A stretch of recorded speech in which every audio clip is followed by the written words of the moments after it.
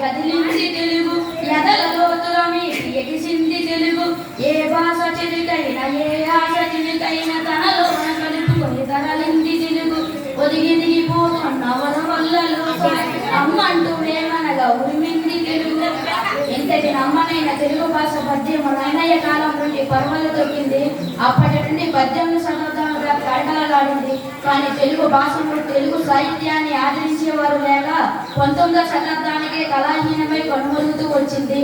ఇంతకుముందు మనం చదువుకున్న తెలుగు సాహిత్యము, తెలుగు పత్రికలు, అలాగే తెలుగు అనువాదాలు ఇవన్నీ గ్రాంథిక భాషలోనే ఉన్నాయి. అలాగే ఉండాలని నిబంధనలు విధించి అలా లేని వాటిని ససేధించిన గ్రాంథికావాదులారా ఆలోచించండి. అయినా మీరు చేస్తున్నది మమ్మడికి తప్పు. ఎందుకంటే పుస్తకాలు అన్ని గ్రాంథికంలోనే ఉండడం వలన ప్రజలు అక్షరాంశాలు పెరగడం లేదు. వాడుక భాష మాట్లాడే వారెవ్వరూ చదివినా అర్థం చేసుకోలేకపోతున్నారు. అది మీరు గ్రహించడం లేదా? అయినా ఒక భాష ఇలాగే ఉండాలని శాసించడానికి మీరెవరు? ఒక దేశానికి స్వాతంత్రం ఎంత ముఖ్యమో మన జాతికి భాష స్వాతంత్రం కూడా అంతే ముఖ్యం. మన భాష మనకు తల్లితో సమానం. మనం మన తల్లిని ఎంతగా గౌరవిస్తామో మన తల్లి అనే భాషను కూడా అంతే గౌరవించాలి. మనం మన తల్లితో ఎంత ప్రేమగా చనువుగా ఉంటామో మన తల్లి అనే భాషతో కూడా అంతే చనువుగా ఉండడం మనకి అవసరం లేదా?